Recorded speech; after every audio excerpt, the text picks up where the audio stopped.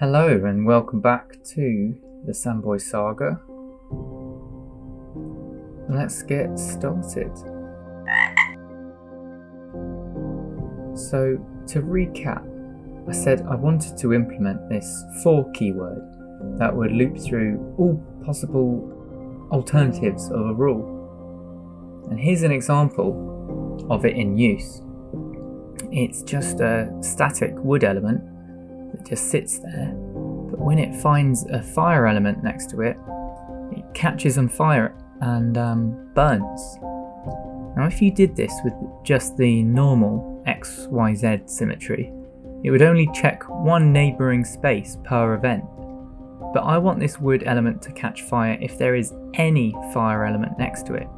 So we can use the for keyword instead, which looks through all neighbouring spaces in a random order. Now I hadn't finished coding the for keyword yet, and I wanted to understand it better, so I made a little prototype that helped me to visualize them. And here it is.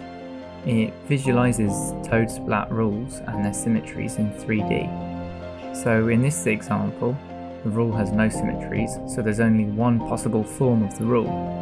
It's this shape right here.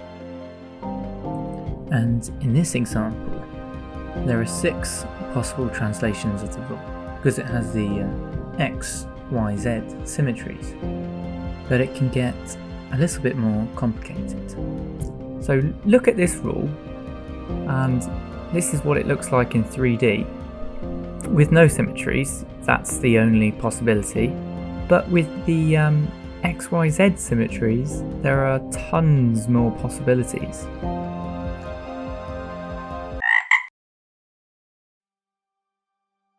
The Sandboy's engine can process quite a lot of atoms quite fast.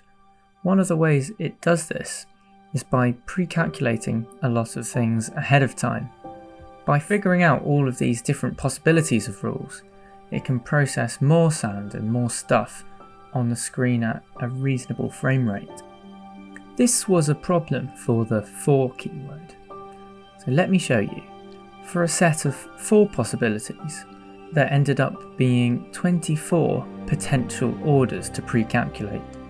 For a set of 24, there ended up being this many potential orders. And this is clearly too much to calculate ahead of time.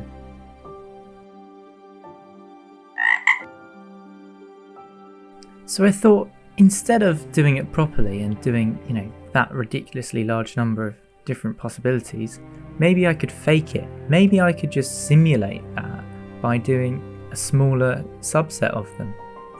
So I made a new prototype to test out this idea. And here it is. It's just a mini 2D version of the Sandboy's engine.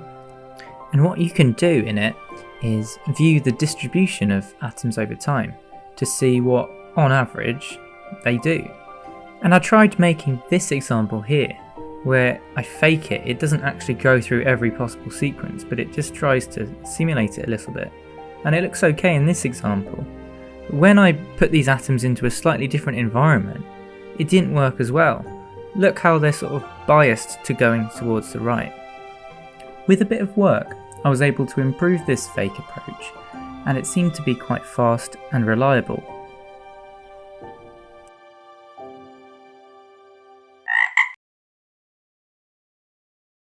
Right, well, I noticed myself entering down this rabbit hole of making this symmetry stuff more and more complicated over time.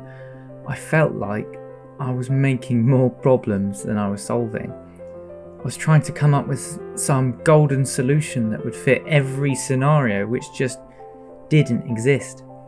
So I stopped there with these symmetry experiments. Was it all for nothing? No, I don't think so. I learned a lot about my language from exploring all these avenues, and I realised that I needed to tweak some of its fundamental building blocks that were getting in the way. Since this realisation, I have been rewriting the entire toadsplat parser to support a new kind of syntax. I'm going to call it toadsplat 4. And hopefully I can show you how I get on with it in my video next month. So thanks very much for watching. I really appreciate it. See you next time.